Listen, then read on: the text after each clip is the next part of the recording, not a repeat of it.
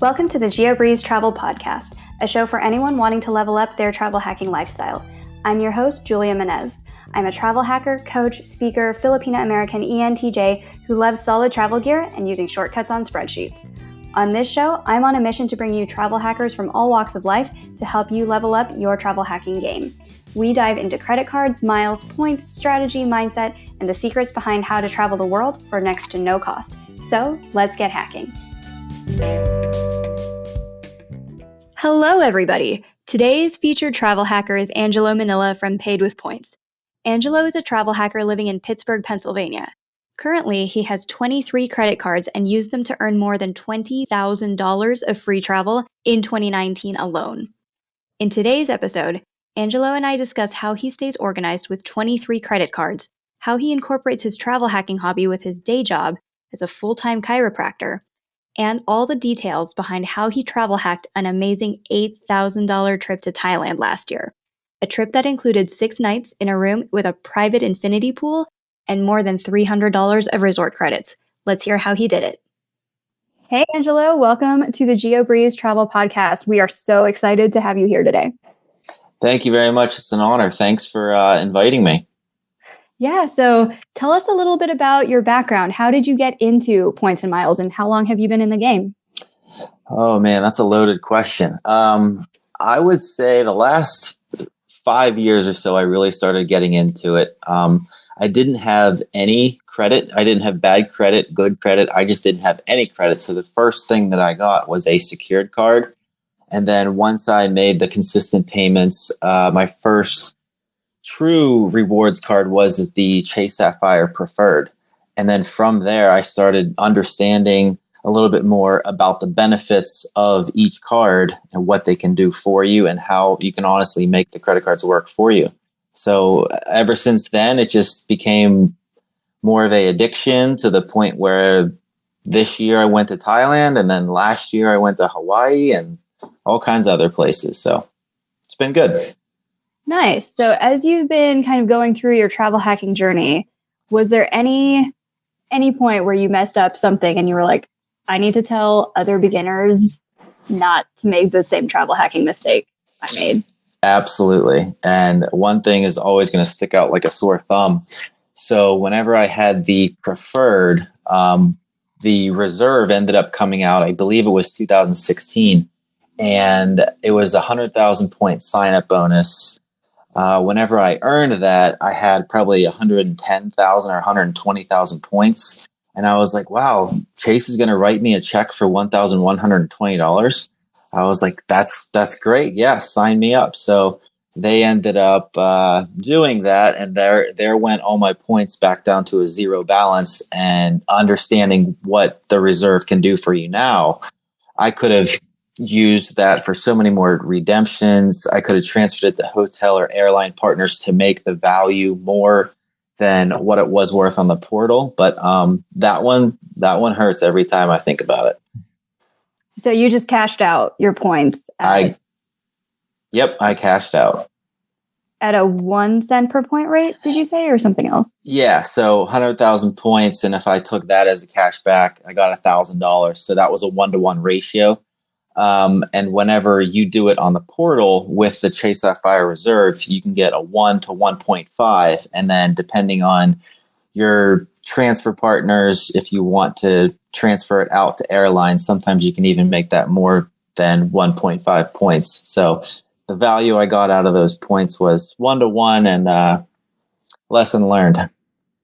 Yeah, or if you transfer it, you can sometimes get a business class flight that would cost tens of thousands of dollars for the same 100,000 points if you're really, really lucky. So exactly. Lesson for anybody who's thinking about redeeming their points as a cash out on the statement credit, maybe don't do that.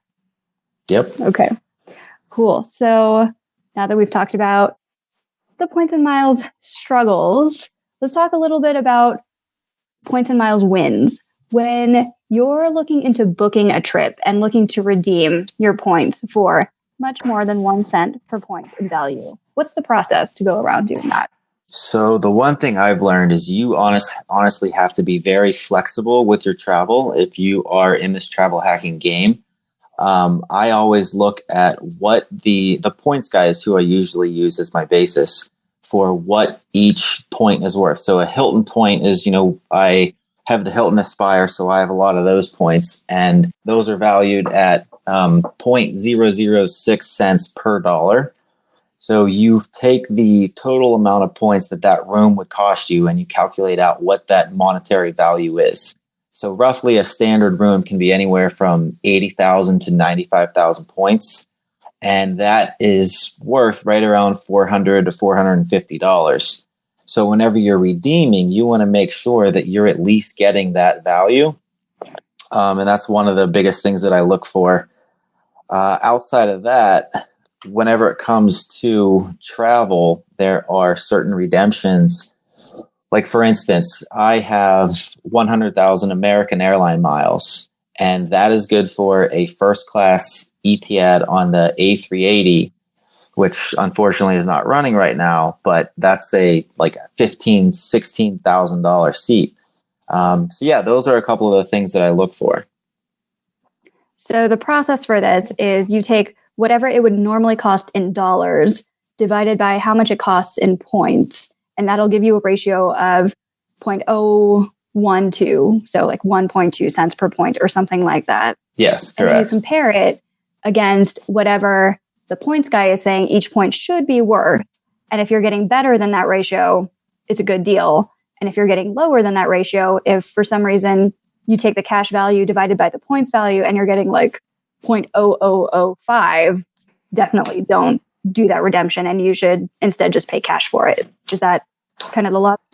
Yeah, that's basically the logic. There are a few things that go into that as well. So with the Hilton Aspire card, I stayed at the Grand Wailea, the Waldorf Astoria, and I also stayed at the Conrad Koh Samui. So with that card, even though the redemption may not be the best way to go, with the credits that you get with that card, you can use them there. So for the Aspire card, you have a $250 resort credit. You may make up the point value difference in the money that you saved on that trip, even though you may have just broken even with the point redemption for the actual stay. Yes, once you take into account the fact that in that cash thing, you can take off $250 of credit, whether that's room charges. You can also do food charges, correct? You can just charge $250 of room service. Yep. And the other thing that I didn't know this the first time I used my points for a Hilton stay, but there is a $100 credit that you can use at a Waldorf or Conrad hotel. And the only requirement is it has to be at least 2 nights. Now, if you go to a Waldorf and you don't input a specific code, you won't have access to that. Sometimes you can call the credit card company, Amex, and tell them, hey, I just forgot to put the code in. Can you put this in so I can get that $100 off of my credit? And sometimes they'll do it, and sometimes they won't. But that's another perk that you can get with that card. Okay. And this is the Hilton Aspire. So this is like, I never use the proper names for the Hilton cards. I have there's Hilton Surpass, but then there's Hilton Fancy, and this is the Hilton Fancy card, correct? The one this is the Hilton Fancy. So it's the $450 annual fee one. And when people are thinking, how in the world do I justify a $450 annual fee? What's the math that you do in your head for this particular card to say it's worth $450? Yeah, so the way I look at it is if the annual fee is $450, I want to know what that card is going to give me. And then based off of the credits that they have, I deduct the credits from the actual annual fee. So, for instance, you can get that $250 resort credit that we were talking about, and you can also get a $100 resort credit at that Waldorf or Conrad. So if you add those two up, that's $350. Now, essentially, you have a $100 annual fee card, and you didn't even tap into the other perks that will give you. So if you wanted global entry or something like that, that's another $100. And the fact that you get diamond status automatically just from owning that card, anytime you book any type of Hilton room, you are automatically going to get the upgrade based off of the availability at check-in. Now that upgrade could be, $100 room upgrade, a $200 room upgrade. And now you've already exceeded your $450 in value that you're going to be paying every year. So as long as you're taking advantage of your credits and what the credit card is offering, it's a no-brainer. And Diamond status also gets you access to Hilton breakfast and Hilton lounge. And if you're staying somewhere like the Maldives, where you can't really just go across the street and get convenience store breakfast, it's either it's covered by your Hilton membership or you're paying $50 a person to eat. Those credits get really valuable really, really fast. People sometimes undervalue free breakfast, but well, if you are jet lagged and you're at a fancy hotel halfway around the world and they are offering you free breakfast and that breakfast would otherwise cost $50 or $60 per person, it's so valuable. Absolutely. Yep. This card also comes with the free night, correct? This is the card that comes with a free Hilton night to anyone? Yep. It comes with a free Hilton night, and you have the potential to earn another free Hilton night if you spend $60,000 on that card in a calendar year. So I don't actually have the Hilton Fancy. I have the Hilton Surpass, which is if you spend $15,000 in a year, then you get the Hilton free night. And 1 year I got corrective eye surgery. So I have this Instagram post that says, I let people drill holes into my eyeballs and I got a free hotel night out of it. So yeah. Yeah, I used it. Oh, go ahead. That's the card that I had before. So whenever I first got into the Hilton Rewards program, I signed up for the no annual fee one. And this is back whenever I was still kind of learning, and I was like, I can't really justify that $450. So I signed up for the no annual fee one. I got the sign up bonus for that. Then I did a couple stays and I was like, man, if I would have just had this status, I would have gotten this. So then I did the $95 annual fee, the Surpass that you're talking about. But whenever I had it, I can't remember what it was called before, but it wasn't the Surpass. Do you remember what it was called? The Hilton Ascend. The Hilton Ascend. Yes, that's what it was. And then they changed it. And I actually earned the sign-up bonus on that one. And then I signed up again for the Hilton Aspire. Same deal. I got the sign-up bonus on that one. So I was kind of surprised that they actually gave me all three sign-up bonuses, which I think whenever you added them all up at the time, it was right around 300,000 points. That's a lot of points. But it is important to note that like a point with Hilton isn't necessarily the same as a point with American Express. And that's where looking at the points guys, point valuations is really, really useful because a Hilton point is generally worth about half of a Chase or half of an American Express point. Yeah, at least. Cents per point. Yeah. But the nice thing about Hilton, because you're absolutely right with what the point is worth, it's worth much less per point. However, you can earn them a lot faster. So for the Aspire card that I have, anytime you go to the Hilton and you do some spending there, it's 14 points per dollar. And then if you're doing a stay, you get 100% bonus back. So that's an additional 20 points. So anytime you spend at a Hilton when you're staying there, it's 34 points per dollar with that specific card. That's so many stacks. So you can really add up. But Amex and Chase, they are more heavily favored in the worth per point than the Hilton, but you can't necessarily earn them as fast. Yeah, so you have to do the math when it comes to which point redemption should I go for, which hotel should I stay at, because it's not necessarily just which one gets me the most points or which points are worth the most. You have to combine a lot of different things. Yep. How do you keep from getting overwhelmed with all of the different math of, oh, okay, I have to make sure that I'm beating the points guy's point valuation, and I need to make sure that I'm paying with points when appropriate versus cash when appropriate. How do you track all this for yourself to make these decisions? Yeah, so that is the number one question I get outside of what card should I sign up for. How do you keep track of all of this? Because I have probably 23 or 25 credit cards in total, and they're spread across PNC, Amex, Chase, Citi. So they're kind of all over the place. And I have a spreadsheet. I'm, a big spreadsheet guy.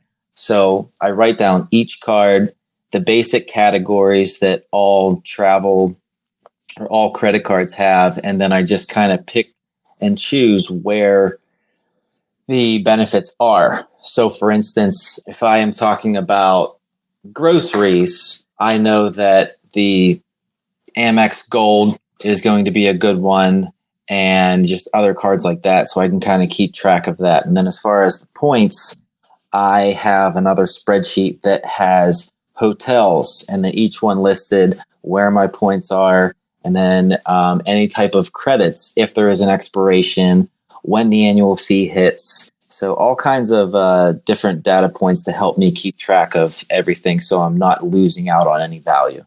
Excellent. Tell us a little bit about your just day-to-day life. You don't do travel hacking for a full-time gig. Most of us don't do travel hacking for a full-time gig. So what do you do in your day job, and how do you incorporate points and miles into it? I wish I did do travel hacking for a full-time gig. That'd be nice. But yeah, so I am a full-time chiropractor in Pittsburgh, Pennsylvania, and I work at 4 different locations. So as far as how I work in the travel hacking with being a chiropractor, because there's, complete polar opposites. I have continuing education credits that I need to meet every so often to maintain my license and CPR and all those kinds of things. The nice thing about being a travel hacker is that if you want to do a seminar that is, there's one in Philadelphia, I could drive there, or I could fly to Hawaii and do the same one.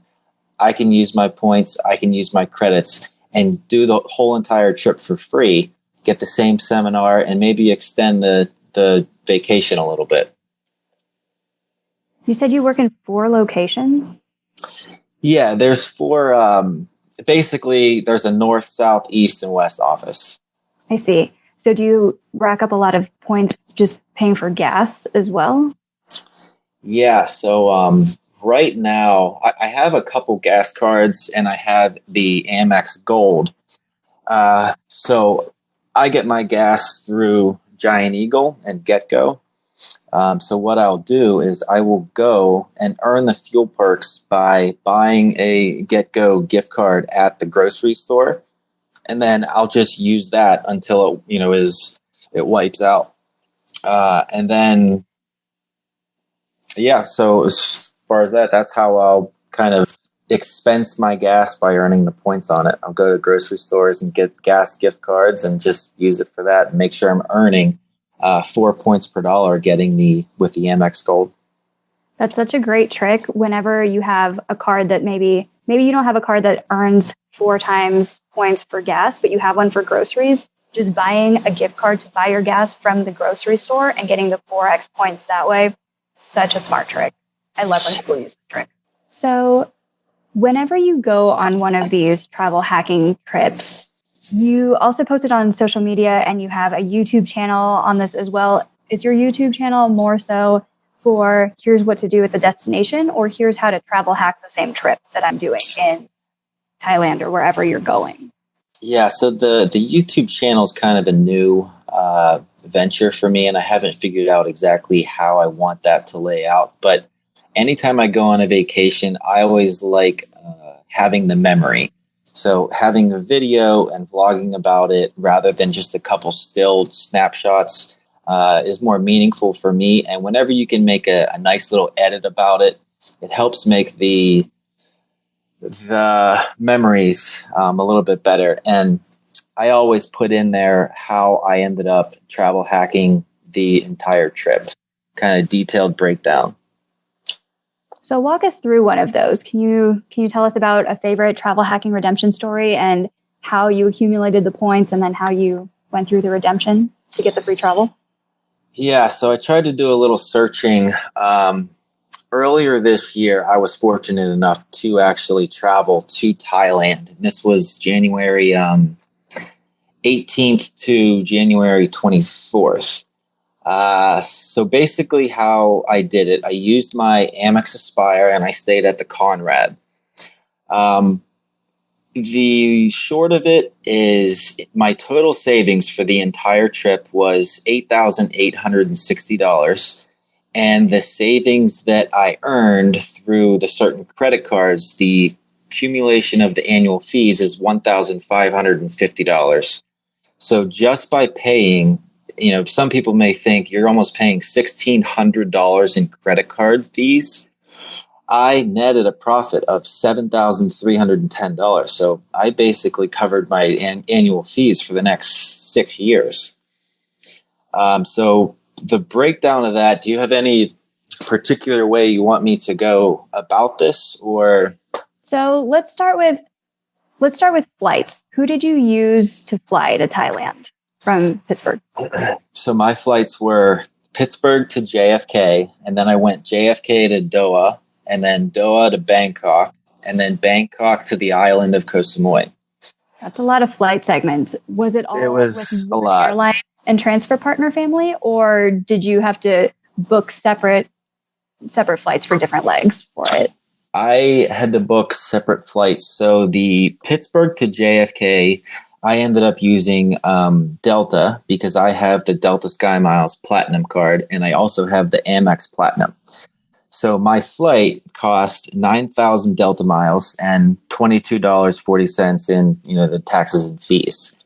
I was able to take Katie, my girlfriend, with me using the companion pass, because after you have the Delta Sky Miles Platinum card for a year, you're able to take the companion pass, and basically you can just take that person for free as long as you have a ticket as well. So that's how I did the Pittsburgh to JFK. Is this a one-time companion pass, or is it companion pass for a certain amount of time?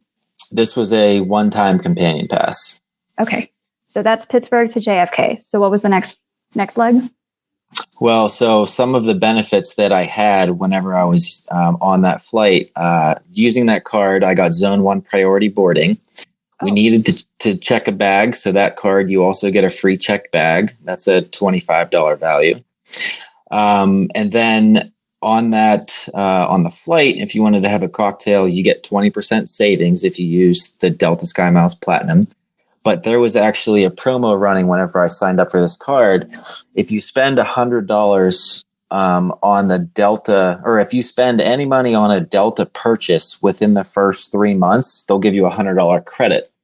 So I basically ended up using that $100 credit as like drink vouchers on the plane. And then after that, the Amex. Wait, go back. You spent $100 on drink vouchers on one flight? No, not one flight. So like it was there and that. That's Pittsburgh to New York.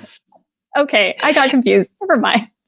Yeah, no, it wasn't one flight. That would have been one, enjoyable flight if it was one. Okay. Yeah, that wasn't one flight. But I just used that credit on drink vouchers. So that's what I ended up getting it for. And I think there were like a total of 8 drink vouchers or something you got. Okay. Yeah, and then I had my Amex Platinum. So whenever we got there, we went to the Delta Sky Club with the Amex Platinum. And with my Amex Platinum, I'm able to get her in for free. So if you wanted to just go there by yourself, didn't have any card that allowed you to get in there for free, I believe it's $50 per person. The Delta Sky Club, for anyone who's not familiar with it, is an airport lounge. And so with the airport lounges, you just get to eat and drink for free, right? You don't have to pay $18 for a sandwich off a styrofoam plate. Yep. And all the alcohol free there too? The alcohol, yes. I believe that was free. Yeah, I think so. Was the food good? Some lounges are much better than others. Yeah, I mean, where we were, it was good, but I've definitely been in lounges where the food was much better. But can't complain about free food. Yeah. Okay. So that's the Pitt to JFK flight, and then getting into the other flights, I booked these using the American Express membership rewards points. So that was the JFK to Doha, and then the Doha to Bangkok, and Bangkok to the island. I booked that as one continuous flight. So that ended up being, I think, 80,000 membership rewards points. And the total cost would have been $1,700. So that gave me roughly 0.022 cents per point, which I felt was a pretty good value. Is there a reason you chose Doha as your stopover? Was that just for good points redemptions or for a particular airline? Because it's a little bit out of the way to get from New York. Oh, you went the Atlantic route. That was the shortest route that I saw at the time. Okay. Or maybe the most convenient for the. Oh, it was the layovers. I wanted to make sure I had enough time to get off the plane and then onto the plane. So I gave myself a little bit longer of a window than I probably actually needed now looking back at it. Is there anything super memorable about the Doha airport experience? There's this like giant yellow teddy bear that was kind of right in the middle. I don't know how else to describe it, but like that's always the one thing that kind of sticks out to me was this giant, and it was unbelievably clean. Very, very nice. Probably the nicest airport I've been to. Have you been to Singapore? I have not. I was just really expecting you to talk about a lounge or something with that question, and then I just love that you said there's this giant teddy bear. Yeah, I mean, it left such an impression that, all the lounges, all the perks, all that kind of stuff went out the window. I was like, this giant yellow teddy bear is just sitting right there, and it's like 30 feet high. That's amazing. Okay. So how long was your stopover in Doha? Did you get to go out and see the city at all, or whole time was spent in there? It was airport, and then I think it was 2 hours maybe. So we took a picture with the bear, and then we went to a lounge. Okay. And then from there you went to Thailand. And then from there we went to Thailand. Yep, we went to Bangkok. We had probably another 2 hour layover there. We stopped in, I think it was 2 lounges that we used. You can use a bunch of variety of cards. Like you could use the Amex Platinum, you could use the Chase Sapphire Reserve, you could use the Delta Sky Miles Platinum. So from there, we ended up taking a smaller prop plane on Bangkok Airways, and that got us to the island. And then from there, we took a transportation that the hotel that we were staying at offered, and it was a 50-minute drive from the actual airport to the hotel. So was the short flight from Bangkok to Koh Samui, was that on points and miles too, or was that just a cheap flight that was purchased? That was part of the whole take me from JFK to the island flight using the Amex or on the Amex portal. And that all JFK to the island was 80,000 MR points. Per person? Per person, yeah. Is that one way, or does that include round trip? That was round trip. That's a really, really, really good deal for 80,000 points per person round trip. Yeah. So, my girlfriend and I knew that we wanted to do this trip, but we were like, all right, when can we do it? What are the flights going to, should we leave on a Wednesday or a Saturday? And, after you do some digging, you can get yourself a pretty good deal. So we did some researching, and 80,000 points round trip for basically every leg other than the Pittsburgh to JFK. I mean, you can't really beat it. Was your route back through the same route, or did you go over the Pacific instead? Same route. Same route back. Cool. Yep. All right. And then, so once you were actually in Koh Samui, what was your experience with the hotel? Where did you stay? How did you travel hack it? Tell me a little bit about the hotel experience. The hotel was absolutely gorgeous. You're basically on this mountain, and they don't have individual, it's not one building where there's just rooms kind of right next to each other. You're in your own little villa. You have a infinity pool. a full, nice big bathroom, double vanity sink, just everything so secluded and so personal that it's just very nice. They had 3 restaurants on site. The lobby, as soon as you get there, you just walk into this amazing view, just overlooking these 5 islands that we actually went to a couple days into the trip. So yeah, it was just gorgeous whenever we got there. And this is at the Conrad Koh Samui. The Conrad Koh Samui, yep. Nice. And what travel hacks did you use to either get this for free or while you were there or anything? Yeah, so whenever we were talking about the 3 Hilton cards that I signed up for, that roughly gave me just 300,000 points for the sign-up bonuses. So the room, the booking, we did 6 nights, and I did 2 separate reservations. So those weekend gift certificates that you get, just one every year for having the Hilton Aspire, I ended up using that for the first night, and that's good for a Friday, Saturday, or Sunday. And then the second reservation, we ended up doing a 5-night stay on points. Now, whenever you do a 5-night stay on points, it costs, the total amount of points that were required to book 5 standard nights was 95,000 points per night. So that's 475,000 points. Now, if you do it all with points, you get that 5th night for free. So essentially, it's costing you 380,000 points. And so that's the actual booking. And earning these points outside of sign-up bonuses, you can really kind of double down and stack your points if you enroll in the Hilton Honors Dining portal. And you can earn anywhere from three points per dollar up to 8 points per dollar based off of your status. So if you just enroll, you get 3 points. If you give them your email, I believe you get 5 points per dollar anytime you spend on a credit card that you link to that dining portal. And then if you end up spending at 11 restaurants, you become VIP. So now you're earning 8. And whenever you stack that with the restaurant category that comes with the Hilton Aspire, which I believe is 7, you're earning 15 points per dollar just by going to certain restaurants. So all of that can really add up in order to get enough points to, do this stay for completely free. That's so many stacks. And it's a really good point too, where if somebody says they're over 5 over 24 on their credit card, so maybe they can't get any new ones, or they just don't want to open another credit card yet because they can't meet minimum spend this quarter.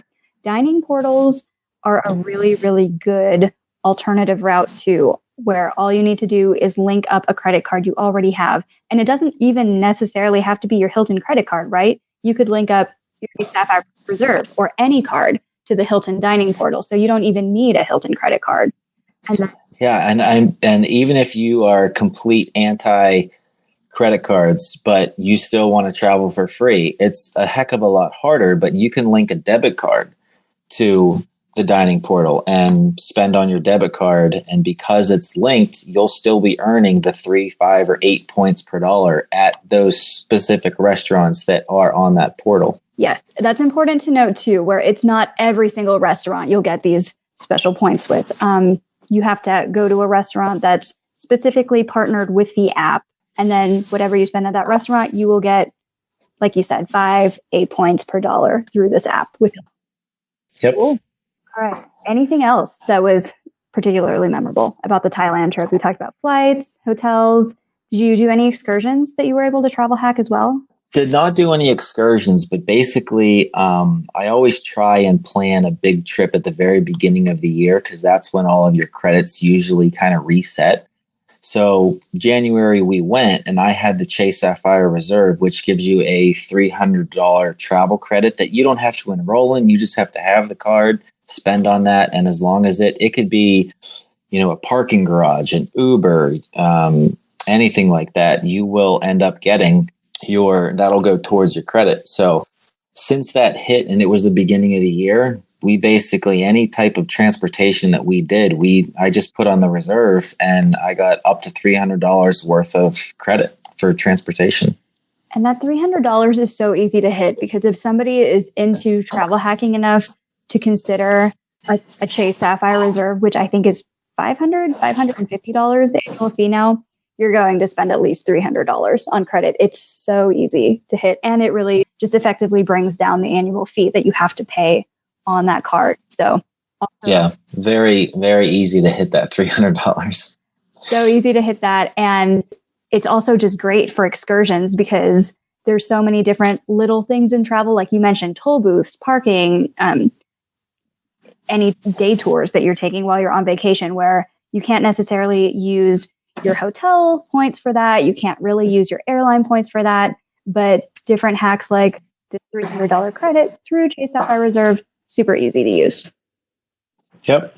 Okay, so as you've been travel hacking for the last couple of years, have you developed any unique viewpoints where maybe it's not exactly everything that you read on travel hacking blogs, but just your own personal viewpoints on travel hacking that might be a little bit unique? Nothing in a negative sense. The only thing I could say is that as I dive deeper and deeper into this and become more obsessed like every single day, there's a lot more to keep track of. So, obviously, whenever I first started, I had one card, the Chase Sapphire Preferred.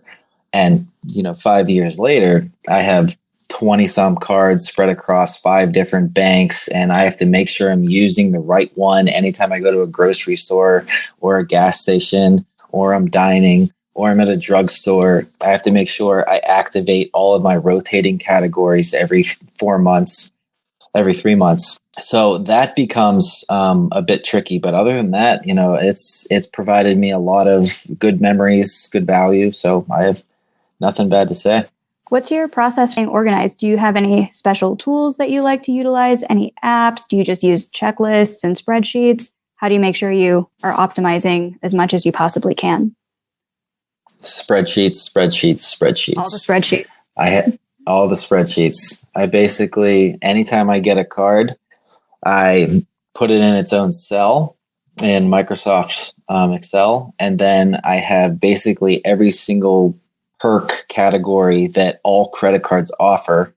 And I will put down in each credit card how much they are offering at that particular category. So I have the Chase Freedom Flex, but it doesn't give you anything on Saks Fifth Avenue. But I have the Amex Platinum, and that's going to give me $50 for Saks Fifth Avenue every 2 months or every 6 months. So in terms of keeping track of it, that's the best way for me to know exactly what I have left, in terms of credits, did I use the right card? When's the annual fee hitting? All those things. Yeah, the credits are a little bit harder to track. I personally use this thing called card pointers, where it tells you, oh, if you're going to a restaurant, use this one of your cards because it'll get you 4 or 5x. And if you're paying your cable bill, use this other credit card. So I like card pointers, but for all the credits, I don't think I found a tool that tracks how much of my Saks credits is left for Amex Platinum or how much of my incidental credits. I just have to log on to Amex Platinum to check that every quarter. I did recently find out about card pointers, so I downloaded that and I'm starting to get the hang of it. But yeah, that seems like a very nice tool to kind of help keep track of that. So as we're kind of wrapping up our conversation, if you had to summarize all of your travel hacking knowledge into a one-liner best piece of travel hacking advice for our listeners, what would you give as that advice? If you're going to spend money anyways, you might as well get rewarded for it. Oh, absolutely. Such good advice, especially like for anybody who's planning a wedding. They should just get their honeymoon for free. Exactly. and this year's been a terrible and unfortunate year because of COVID, but it's been a great year for travel hackers. Right now, I think I have over 650,000 points, miles combined. So a lot of those travel credits that weren't being able for people to use, they turned into, you can use it at restaurants, you can use it at grocery stores.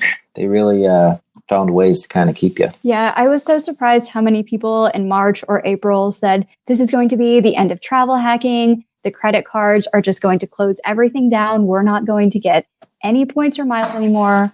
And it's actually been the complete opposite, where they have really, really upped to their marketing game. We're getting 5x points left and right for random things. 4Q 2020, we can get 5x points at Walmart or PayPal, and you can pay pretty much anything with PayPal these days. So you can get 5x pretty much anything. It's amazing.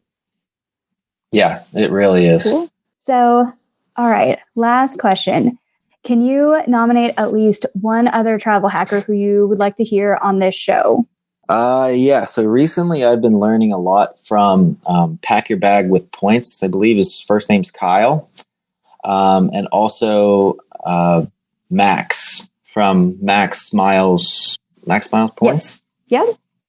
Yeah. So those two have been providing a lot of value personally for me. So I would definitely recommend them. Perfect. And for my last question, where can we find you on social media?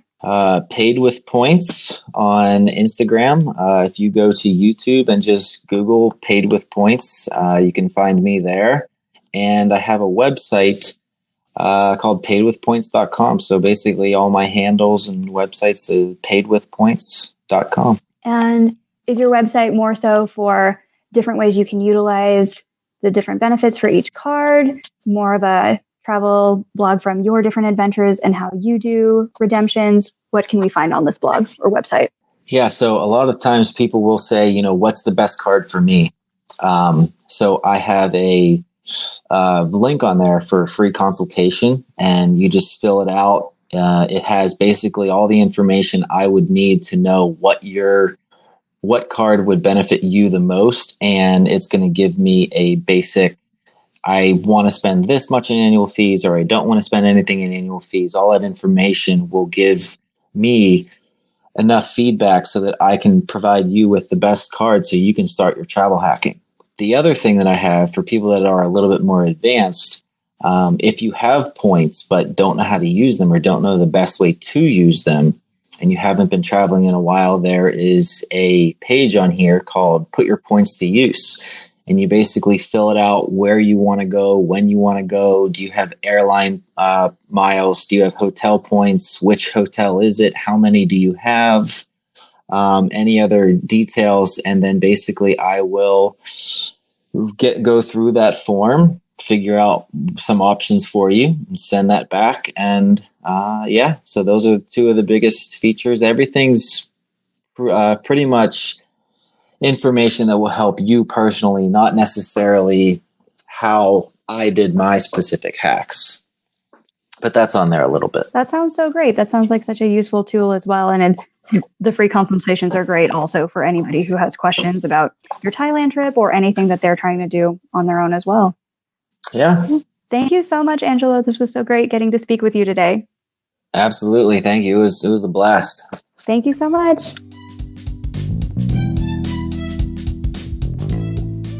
Thank you so much for listening to today's episode of the Geobreeze Travel Podcast. If you want in on the mission of spreading the joys of the travel hacking lifestyle, it would mean the world to me if you could subscribe to this podcast, leave a 5-star review, and share it with a friend. Additionally, if any of the cards mentioned on today's call piqued your interest, please use the links in the show notes to apply or learn more about any of the cards. And if you would like some personalized help with your travel hacking strategy, I do offer coaching services at a very affordable rate, starting with a free 30-minute call. Just pick a time that works for you at calendly.com/geobreeze, and I'll talk to you soon. Take care and happy travels.